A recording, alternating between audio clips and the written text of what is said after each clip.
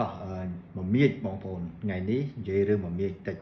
ដោយសារតែមមាញនេះគឺជាសត្វល្អិតមួយដែលយើងនិយាយថារឹងក្បាលណាហើយថ្នាំល្មមបាញ់ទៅគឺថាមិនជាទេដោយសារអីដោយសារជាទូទៅសត្វមមាញគឺវាលាក់ខ្លួនពូននៅក្នុងគល់ដំណាំស្រូវជាពិសេសទីកន្លែងណាដែលមានស្រូវក្រាស់បាទហើយយើងពិបាកមើលឃើញនឹងភ្នែកហើយកន្លែងដែលក្រាស់ហ្នឹងហើយគឺជាកន្លែងដែលសត្វល្អិតវាបង្កកំណើតយើងនិយាយក្រៅពីសត្វល្អិត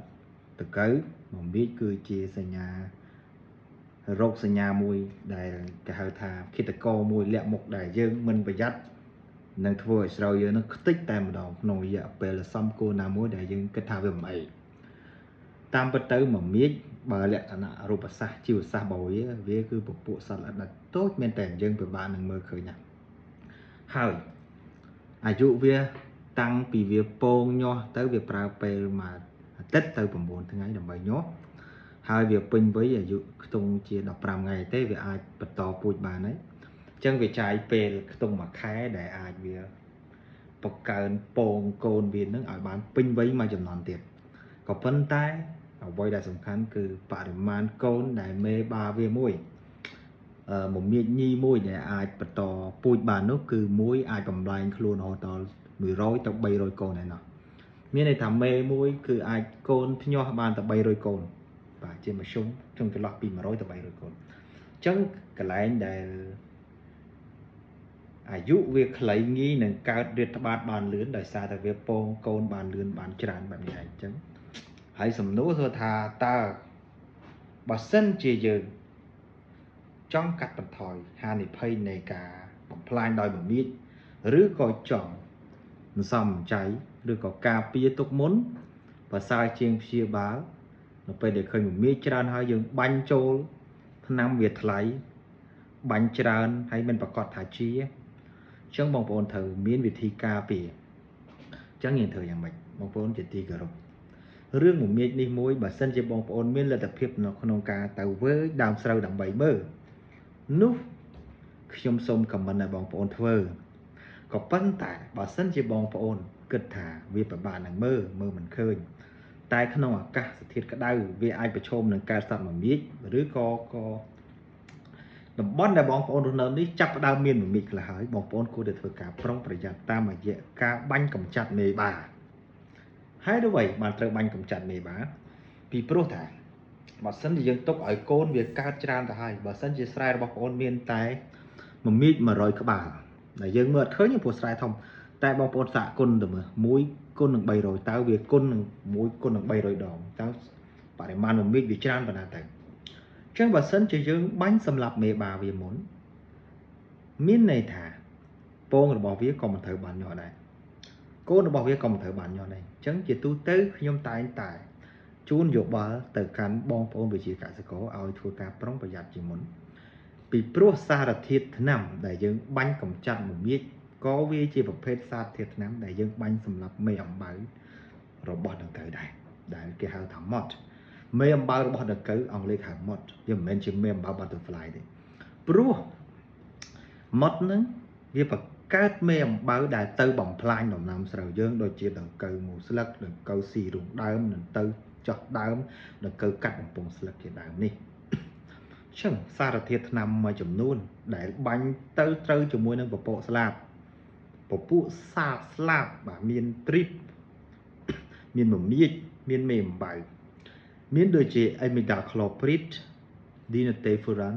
Pyridoxine Thimerosal ដែលបងប្អូនអាចរកទិញសារធាតុថ្នាំទាំងនោះបាននៅលើទីផ្សារថ្នាំខ្លះត្រូវបានគេវេចខ្ចប់ពីសារធាតុក្នុងកញ្ចប់តែមួយតែសួរថាតើយើងបាញ់បែបណាឲ្យមានប្រសិទ្ធភាពហើយចំណាយតិចគឺខ្ញុំសូមជូនជាយោបល់បងប្អូនឲ្យបាញ់ជាមួយនឹងថ្នាំដង្កូវដែលបងប្អូនគិតថាអាចនឹងមានមុនពេលដែលបងប្អូនបាជីឬក៏មុនពេលដែលបងប្អូនដាក់ជីក្រុមដោយសារអីដោយសារតែនៅពេលដែលឃើញដងដើមស្រូវរបស់បងប្អូនចាប់ផ្ដើមរីកចម្រើនធំធាត់ហើយភាពញឹកក្រាស់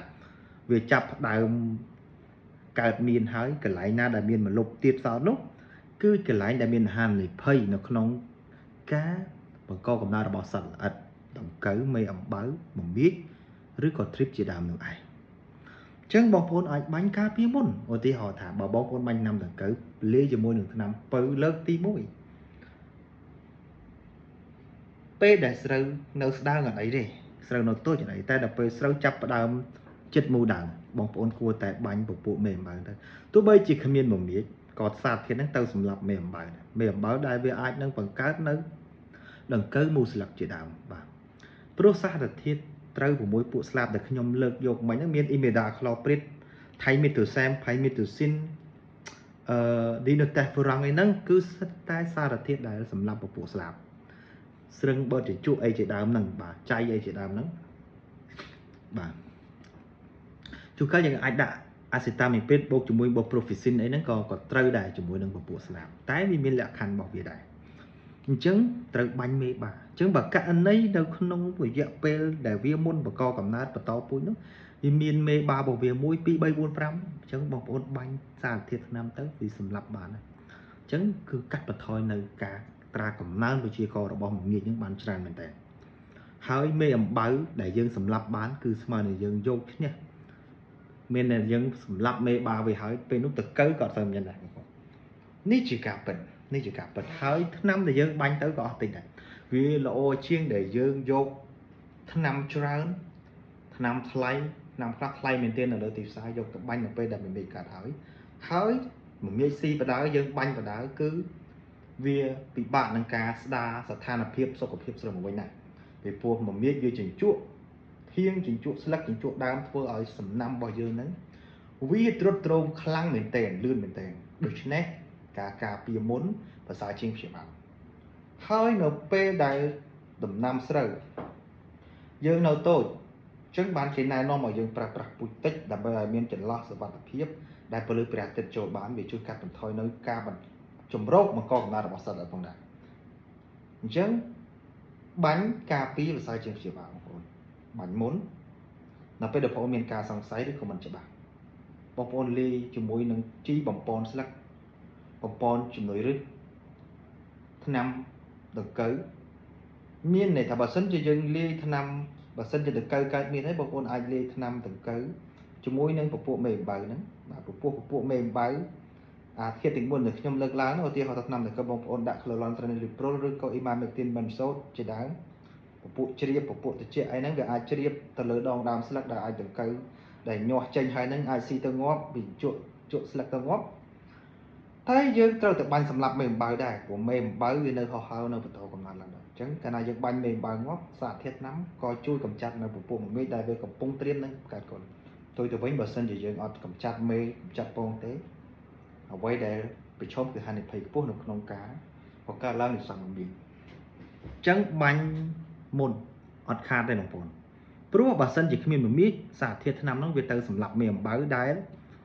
បង្កើតដង្កូវមូលស្លឹកដង្កូវស៊ីរូងដើមដង្កូវកាត់បំពង់ស្លឹកជាដើមវាទៅបំផ្លាញសត្វដែលបំផ្លាញទៅការបង្កាត់លំអងស្រូវរបស់យើងដូចជាពពួកស្រឹងពពួកបិទទឹកដោះអីជាដើមសត្វដែលវាមិនជាប្រយោជន៍អញ្ចឹង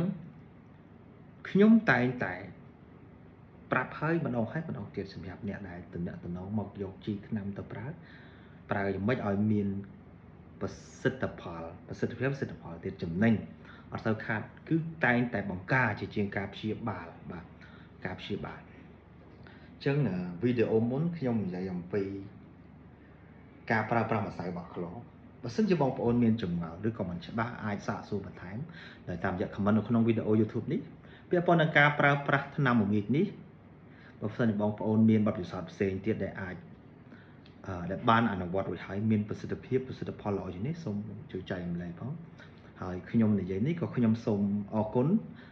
ចំពោះបងប្អូនដែលគ្រប់គ្រងនិងក៏សូមខន្តីអភ័យទោសសម្រាប់បងអ្នកជំនាញខាងថ្នាំបាទបងប្អូនម្ចាស់ដេប៉ូក្រុមហ៊ុនទាំងឡាយដែលគាត់មានជំនាញខាងថ្នាំបច្ចេកទេសបើសិនជាខ្ញុំបកស្រាយទៅលើសលួសខុសខ្វះខាតចំណុចទាំងណាសូមមេត្តាខន្តីអធិស្ឋានដោយសារតែនេះជាបទពិសោធន៍ដែលខ្ញុំបានរៀនចេញពីការធ្វើខ្លួនឯងផ្ទាល់អនុវត្តខ្លួនឯងផ្ទាល់ហើយលទ្ធផលខ្ញុំមិនដែលស្គាល់មមាញបែរមុខតាណាទេក្នុងដំណាំស្រូវខ្ញុំ 3-4 ឆ្នាំកន្លងមកនេះបាទការផ្សំថ្នាំបាញ់កម្ចាត់សត្វល្អិត គឺខ្ញុំមិនដែលបានស្គាល់សត្វមមាញបំផ្លាញដំណាំខ្ញុំយ៉ាងម៉េចទេសូម្បីតែដង្កូវស៊ីរូបដើមដង្កូវមូស្លឹកក៏ខ្ញុំមិនដែលឃើញពីភាពអន្តរាយដែលកើតចេញពីដង្កូវអស់នោះដែរដោយសារខ្ញុំដឹងថាដង្កូវកើតចេញពីអីមមាញកើតចេញពីអីវាកើតចេញពីមេបាវានឹងហើយអញ្ចឹងបាញ់ទាំងមេសម្រាប់ទាំងពងដាក់ម្ដងការពារបាន4ទៅ15ថ្ងៃអញ្ចឹងហើយអត្រាភាគរយនៃការប្រឈមនឹងហានិភ័យទៀតអញ្ចឹងខ្ញុំមិនដែលស្គាល់ថាមមាញនឹងមិនទេបាទមមាញនឹងមិនទេអញ្ចឹងបងប្អូនស្រូវពេលដែលដល់ពេលដែលវាដាក់ទឹកដោះហើយខ្ញុំមិនដែលស្គាល់ពាក្យថាមមាញមិនស៊ីស្រូវដួលក្រហមត្រឹងព្រោះយើងមិនប្រហែសបាទកាលណាប្រហែសបាត់ប្រយ័ត្នកុំអញ្ចឹងការពារមុនប្រសើរជាងព្យាបាលអរគុណបងប្អូនបាទ